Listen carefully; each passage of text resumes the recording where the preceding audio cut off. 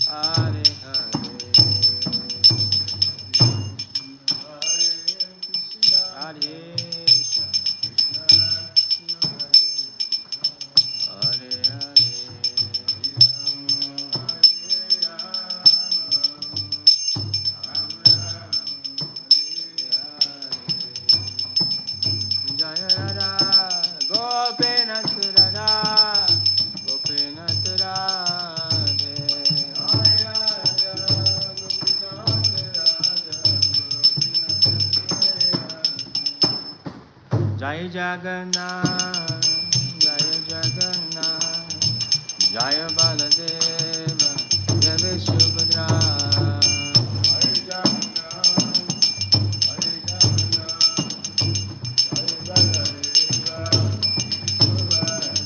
Jai Gauranita, Gauranita, Gauranita, Jaya Gauranita.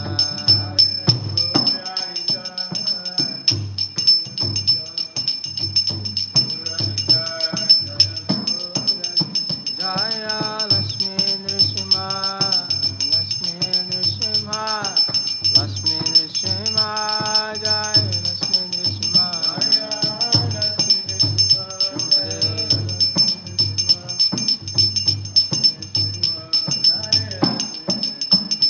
Jaya Prabhupada, Prabhupada, Prabhupada, Srila Prabhupada.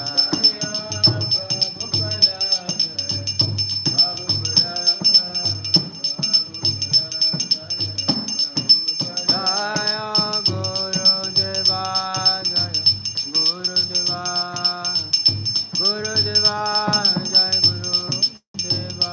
Jaya Gurudeva, Jaya Gurudeva.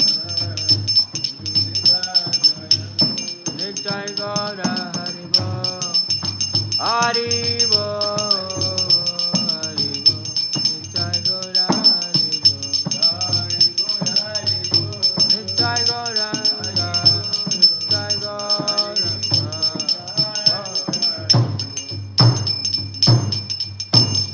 Shurada Gopinath ki, Jagannath Visura ki, Gaur Nitai ki, Shlashmi Shri Bhagwan ki, Jagat Guru Srila Prabhupada ki, Nitai Gaur Premanande. Hari Hari Hari Bol. Bhakti Deya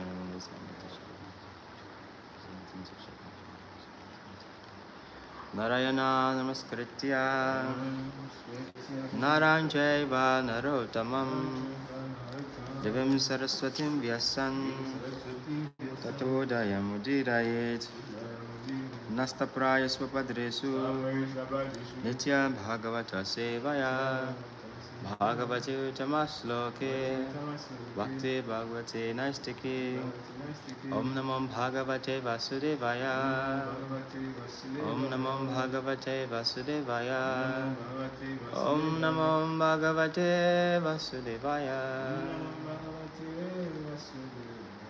Om Agyanam Dhruvanandasya Gyananjana Shalakaya Chakshumilitam Yena Tasmai Shri Gurave Namaha Shri Chaitanya Manobhistam Stapitam Yena Bhutale Swayam Rupakadamahyam Dharati Swapadantikam Vandeham Shri Guru Shri Yuta Padakamalam Shri Gurun Vaishnavam Shah Shri Rupam Sagrajatam Sahagana Raghunatham Vitam Tam Sajevam Sadhuitam Savadutam Parajana Sahitam Krishna Chaitanya Devam Shri Radha Krishna Padan Sahagana Lalita Shri Vishakam Tamscha He Krishna Karuna Sindhu Dinabandhu Jagatpate Gopisha Gopika Kanta Radha Kanta Namostute Tapta Kanchana Gaurange Radhe Vrindavaneshware Vrishabhano Sute Devi Pranamami Hare Priya Vanchagapada Rubhischa Kripasindu Vevacha Patitanam Pavanebhyo Vaishnavyo Namo Namaha Shri Krishna Chaitanya Prabhu Nityananda Shri Advaita Gadadhara Shivasadi Gaura Bhakta Hare Krishna Krishna Krishna Hare Hare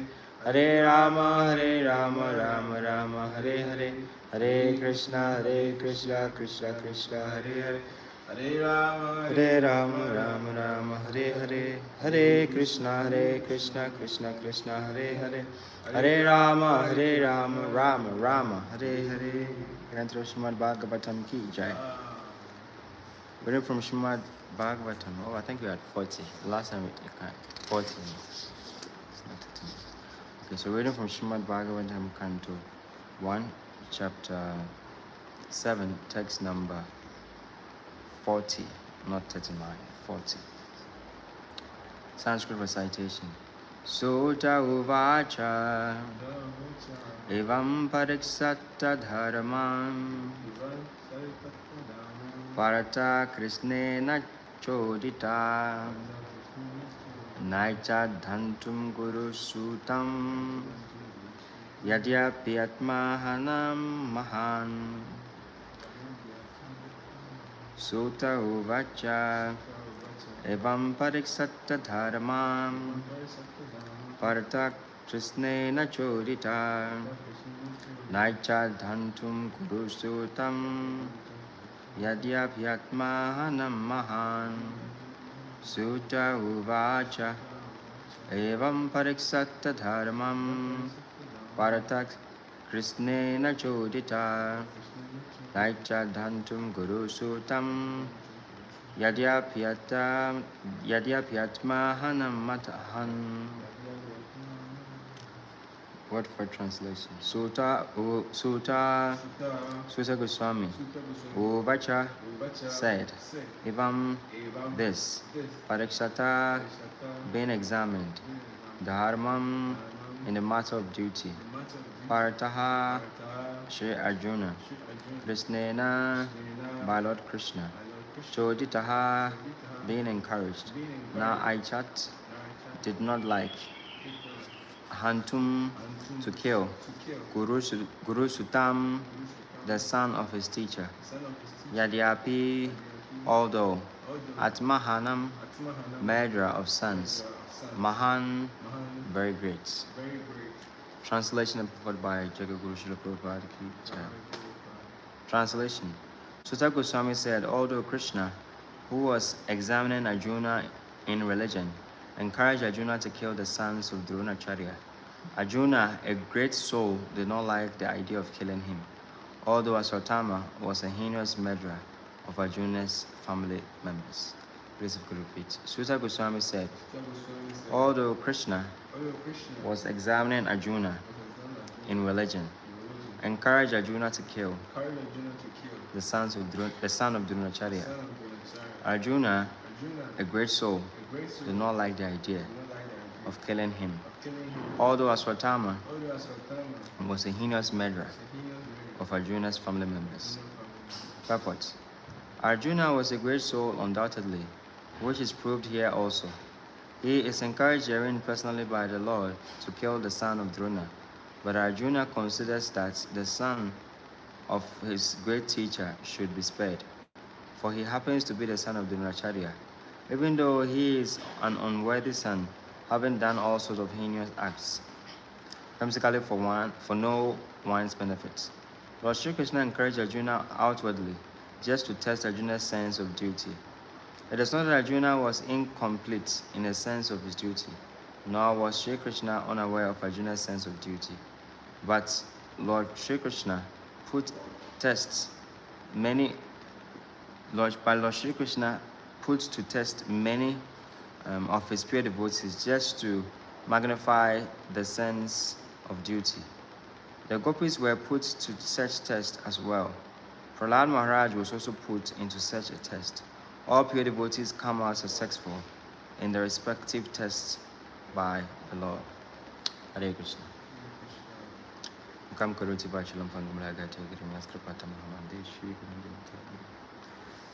So here we are seeing the sort of devotee Arjuna is. That when Sutta Goswami is describing him as Mahatma, as a great soul, it befits his character. Because for most of us, we will always have a revengeful sort of approach in life. And it is natural for every living entity to try to be in a defensive game. That anytime something is, it's not in his favor, the natural instincts for a conditioned soul is that he tries to be defensive. Try to protect his name, his fame, protect his rights. So that is a very revengeful consciousness. But Arjuna, being a sadhu, a great soul, he didn't really feel the need for him to kill Aswatthama. It is said that we don't pay evil with evil. Evil should be neutralized with good or divine nature. So Aswatthama had performed a very dangerous, heinous crime, which he has lost all his reputation, he has lost all his goodwill. He is actually, it is better that he died, because he has really destroyed the name of his family. He has made himself very useless, because, his name has been destroyed. And it said that for, Bhagavad Gita, Arjuna told Krishna that for one who has been glorified, dying is better than infamy. So if he were to be actually gentle, he would have actually been asking Arjuna to kill him. But because he's still not purified of a sinful activity, he doesn't see the need for him to atone for his sins. And that is the danger, that sometimes, they say that guilt is the voice of the Paramatma. That when we do something which is not bad and we feel like this is not good, I actually didn't do well, that is the Paramatma shouting or talking to us. But when we become so sinful that we don't even hear any sense of chaos, it means that the Paramatma is we have lost our sense of, we are no longer human beings. No compassion, we don't have any sort of daya, no mercy within our hearts. And without mercy, we cannot attract the Supreme. Krishna is attracted by divine qualities, and mercy which happens to be one of them. So if we lose our compassion, our mercy, our sense of direction in life, then it's difficult for Krishna to be very loud in our lives. For Krishna will only come into our lives in as much as much as we are allowing him within our lives. So Aswatthama has lost everything actually. And Arjuna, taking compassion on Aswatthama, felt the need not to kill him, because a fool is a fool. Even if you kill him, he will still act foolishly. So he felt that there will be another better punishment for him than to kill him. And we could see here also, the main point here is that Krishna was testing Arjuna. Sometimes we do think that, why should Krishna test? Because Krishna knows the past, present, future. He knows everything. Time is actually acting according to the instruction of Krishna. And present, past, future means time. So Krishna knows everything. He's omniscient. So why should Krishna test his devotees? For what reason? Because he knows that they are going to pass or they are going to fail. But then test is necessary to be able to. The test is not for Krishna; it is for we. Tests are means of purification. Just like when you want to, when you go to the diamond shop to buy, you'd have to test the volume of the diamond to realize how powerful the quality it is, and it will only give glory to the diamond. So the Supreme Personality of Godhead sometimes tests us not to, watch us feel and laugh and say, oh, look at this foolish guy. But then he's testing us to bring out the best in us. And when the best in us comes out, then we can be able to progress and be better versions of ourselves. So in all history, we could see there was test. For all devotees to become exalted, test is required. So for devotees, they see test as they don't see it as an impediment or stumbling blocks, but they see it as stepping stones, which is going to help them get elevated in their Krishna consciousness. So in actuality, for the devotee, he doesn't see that the Lord is testing him. He sees that Krishna is giving him more opportunity to serve. And sometimes the opportunity that Krishna is giving us to serve means Krishna wants the non-devotees to be inspired by activities. We could hear, in our tradition a lot, like Haridas Thakur. Haridas Thakur was tested twice. The prostitute came. They said that this Muslim guy, they wanted to cause Haridas Thakur to fall. So they went in search for some prostitutes and told them this is the mission, that we want to bring down Haridas Thakur. And most of them said they could not. But then one of them, who was quite brave, said, I'll do the task. So she came to Haridas Thakur to try to fall him. But then ultimately, that test was overcome by Haridas Thakur. And Haridas Thakur made her devotee. And she became a sannyasini. And she was preaching all over the world. She was also chanting the same rounds of Haridas Thakur. So it became Haridas Thakur's glory. Now he's called Nama Acharya. He's glorified throughout the whole scriptures. And his fame is still very much alive.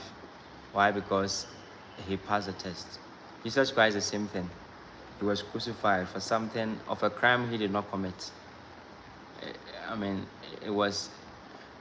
For most of us, when we are being taken to court, for example, somebody says that you have killed somebody, or you are being blunder something which is against the state's laws. That's what happened to Jesus. Or say Herod was say he is the King of Kings. So he is trying to say that he's the supreme, better than even Herod and all that. So he decided to teach him a lesson. So and of course he didn't do anything wrong. But for most of us, he have called defensive mode, because I say football, Obi started to play offensive player. The best thing is Obi play defensive to keep the ball from hitting the target. So a natural instinct. But these acharyas, Jesus Christ never played defensive. In the beginning, it became a bit like Arjuna. Sometimes we have Arjuna the conditioned soul and Arjuna the liberated soul, because they are playing a lila for us to have a lesson. So Jesus Christ was like, my dear Lord, why have thou forsaken me? Like, after all, what did I do? I didn't do anything wrong. But these people are treating me like an animal. Look at what they are doing. Why have you forsaken me? And he cried. But later on, he came to the consciousness that the Lord has not actually forsaken him. But then it's to expand his glory. And he then raised his hand, his head to the sky and said, my dear Lord, may thy will be done.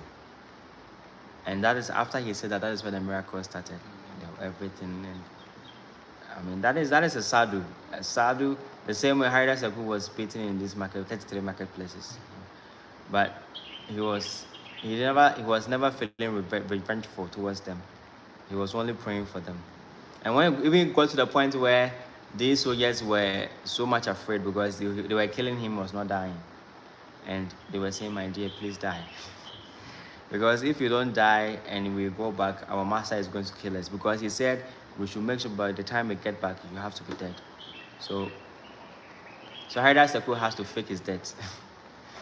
He went into deep samadhi, and then they threw him into the water, and that was it. So the sadhus they are always full of compassion. They are always full of compassion for the fallen souls. So the Lord is described as Patita Pavana, and the pure devotees are also Patita Pavana.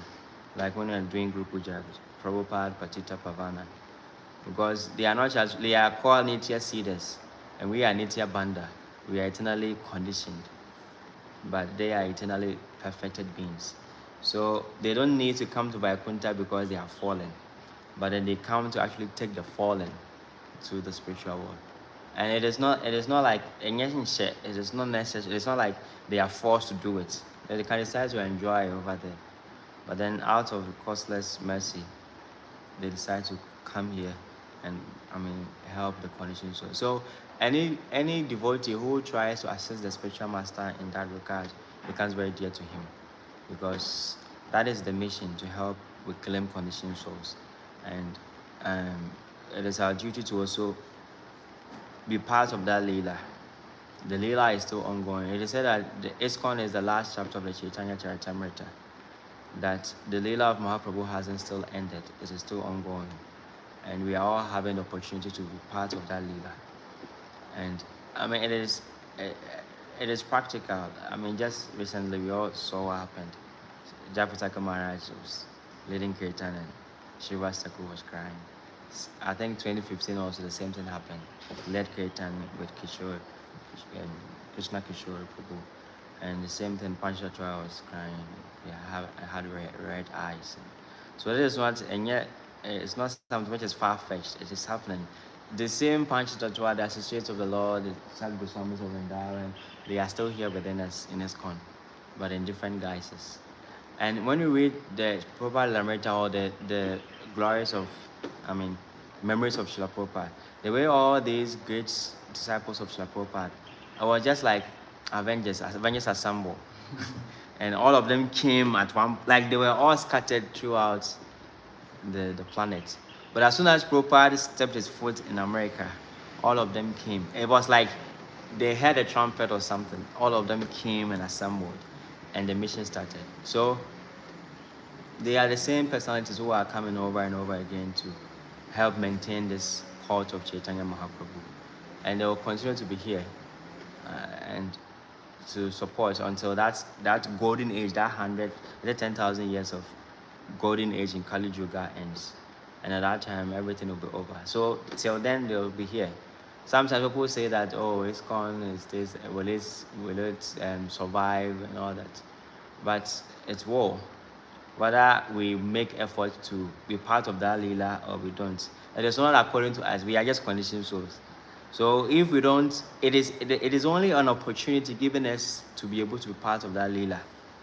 But then if we feel like we are doing so much, so it's like everything is on my shoulders, if I don't do, nothing will happen, then that is our misfortune. We are only given opportunity to become instruments of Mahaprabhu's glories, like the Mridanga and Karatal.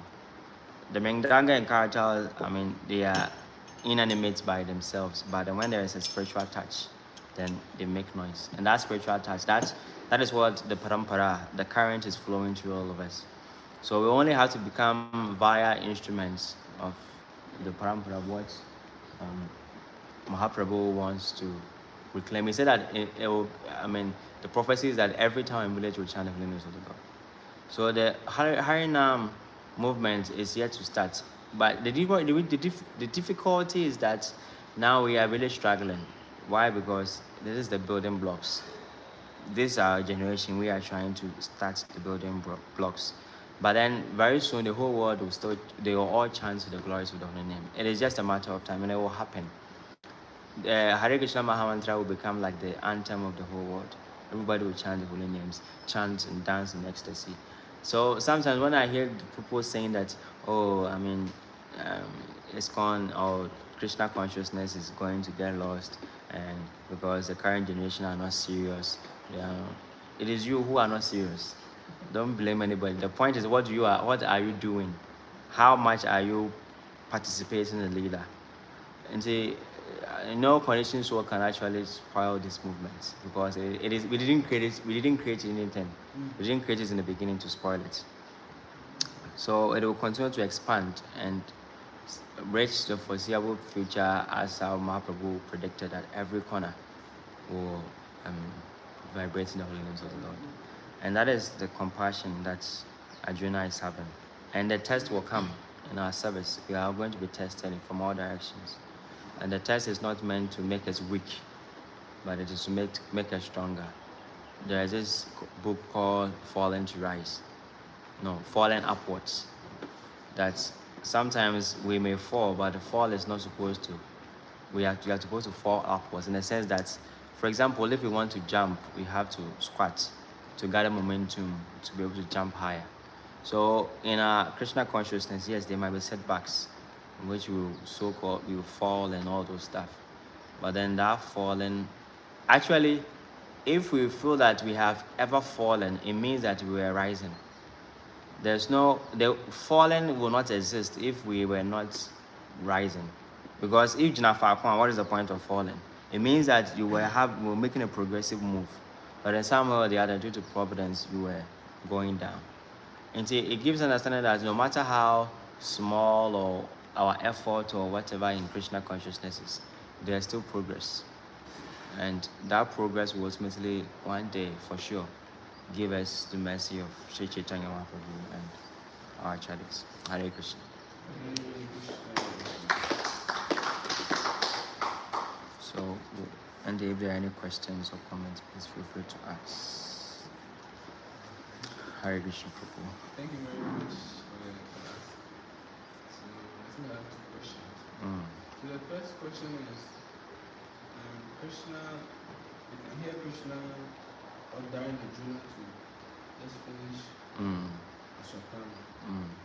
Yeah, and here we are hearing that actually it's just a test Krishna is.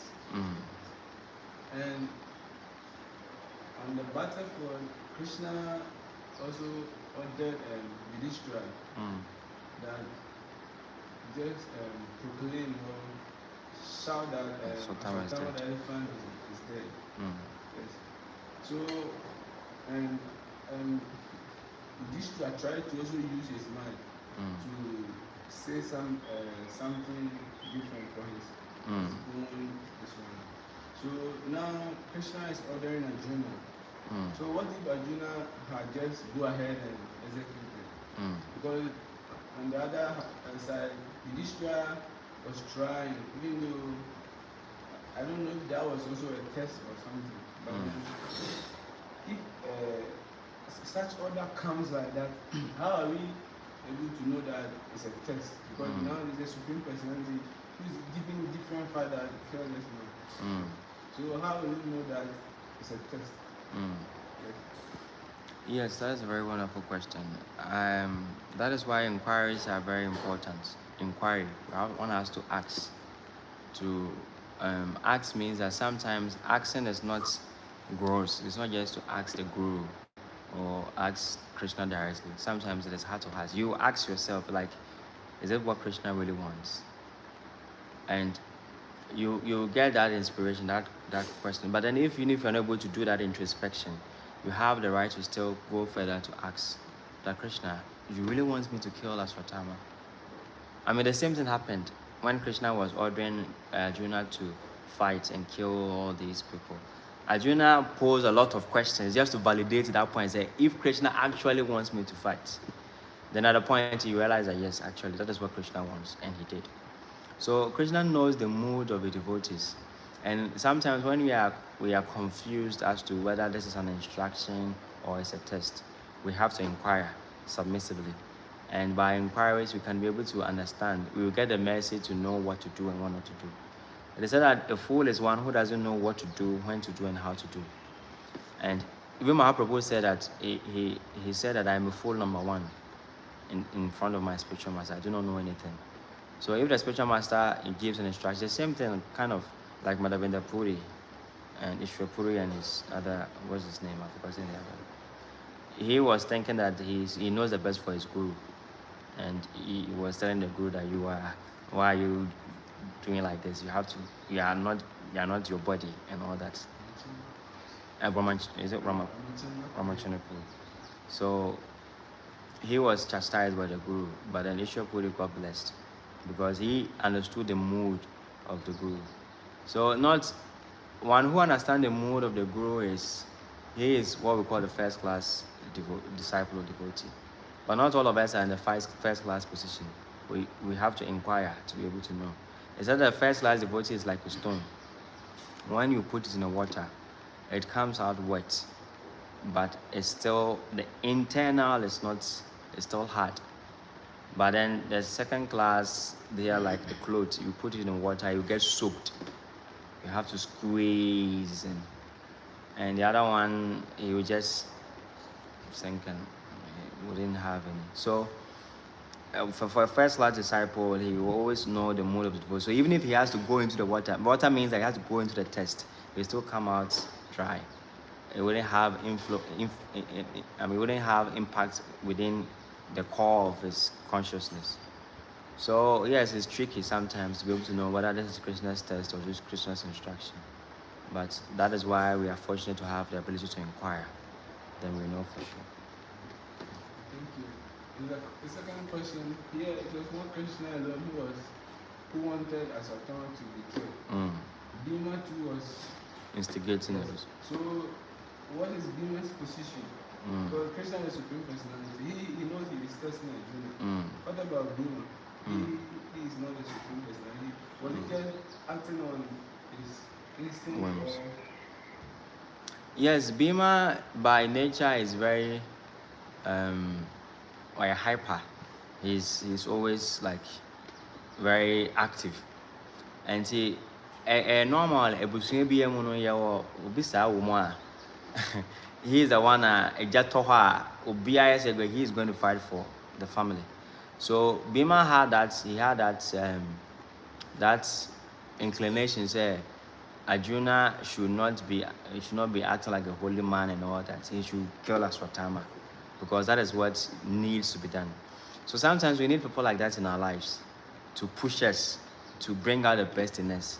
The pushing sometimes, it depends. When they push us, we have to use our intelligence to direct that pushing. If we don't take care, it will become passion. And I say compassion means that passion which is directed with a compass. The compass is directing the passion to be. Passion is a force. It comes very strong. But then compassion means that the passion has come, but I'm going to direct the passion in a very nice way. So that's what I mean. Bhima was like, he was playing that role to put fire alongside Krishna, and it is up to him to make use of that. Arjuna used his intelligence to directly use that passion to serve and turn it to be compassion. It's just like, I mean, near school, no, young Jama boys. I'm gonna boy mama. Some mama energy, but into your athletes now through make our call in Taconia, I don't know. All fees says, all fun is on a stage now, Honessa. And we can record out. But then they are doing that if you accept that energy, normally, but say, is to inspire you to really go on and do the best. You are going to, come out successfully.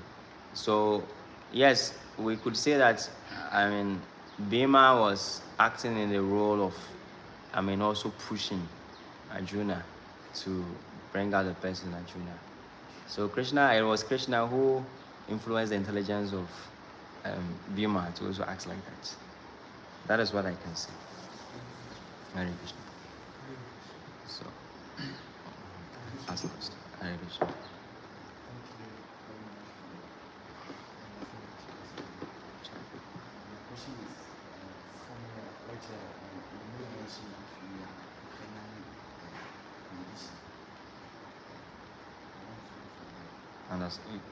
Yes, for one who doesn't want to go back to the material world is going to be eternally bound to stay here. Eternally doesn't mean that there is no chance for him to get out. Nitya Siddha, Nitya Bandha. Nitya Bandha Pacha said, the moment we leave Krishna, we leave the presence of Krishna, that is it. We can even remain there eternally. I mean, yesterday I was speaking with one friend, and we were discussing this topic that the fall of the jiva and all those stuff. That sometimes we say that we're in the spiritual world and it was like a dream. We have to wake up. When we woke up, we realize everything was just a dream. Sometimes we also say, we give the analogy of we falling from the spiritual world and all that. And it is said that the spiritual world is 1/4 of the whole creation of Krishna. So, what does it mean? 1/4 means that it is part of the whole. So what it actually means that this material world is a dark spot of the spiritual world. It is also part of the spiritual world. So there is no question of Krishna being missing. We are actually in the spiritual world, but in a dark part of the spiritual world. So we are still undergoing eternal time. Just that material nature is temporary. So he even got to the point where he was also saying that his Guru Maharaj was lecture that when somebody asked the question, said, what happens when the whole jivas are liberated? Like everybody is liberated, back home, back to God at Kijai. So that what's going to happen to the material world? I remember Prabhupada one time said, somebody posed that question, and his Prabhupada said, don't worry. Even if everybody goes, you can stay. I mean, there's always going to be one person who likes to stay. But then let's just hypothetically say that everybody is gone. And then he said that he was saying that his Guru Maharaj was explaining that a Yoga Maya will create another material world to cause Krishna's enjoyments. So this is actually something, it is part of Krishna's Leela as well. Why? Because it is part of the spiritual world. It is within his jurisdiction. So there is always going to be activity going on over there. And see, and another question, thought-provoking question is this is a bit, but I hope it doesn't become confusing. That Mahavishnu, he said that with one exhalation of Mahavishnu, the whole universe is created. And when he inhales, everything is withdrawn within him. So what happens during that interval? Well, when he has inhaled and has not exhaled, is it a pause button that's nothing like maybe a freeze mode like? And at that point it is said also that Yoga Maya creates another material world to help Krishna's enjoyment. And he went to the point to say that even if Krishna does not, even if all the jivas are not there, she will create another jiva. Because what happens is the jivas, we are all part and parcel of Krishna. So there's never a point where the jivas have omasa. I mean, we hear the story of, what was this? Is it Durvasa Muni, the one who was disturbing Ambarish? Yes. What did he do? 23 years back, we said 200 created demon.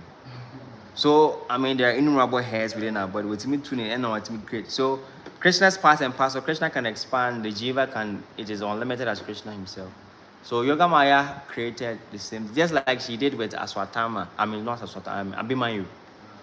Abhimanyu and all the Gopas, they were marrying the shadow of the Gopis. Into creating like external Radharani, who was the wife of Abhimanyu. But then Abhimanyu never actually knew Radharani, but Radharani was only meant for Krishna.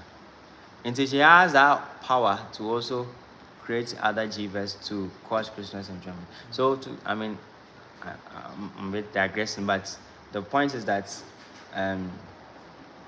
we are going to be liberated when we take up Krishna consciousness. But then if we don't take up Krishna consciousness, we can remain in the material world till, we use the word eternal because, or sometimes we say time immemorial, or to the end of time, all those words, just to give an understanding, say, until we change our consciousness, we are going to remain here. So that is why we say it, Nitya Bandha. But it doesn't mean that we are forced, like some Christians say that when you go to hell, it is forever and all that. But if you have a change of heart, why not? You can come back home. The door is always opened. So that is what it is. Hare Krishna. Okay. When you say Krishna or specific pure devotees are going about material world, now I said like to say they are falling so which one perfect like maybe unless time this will be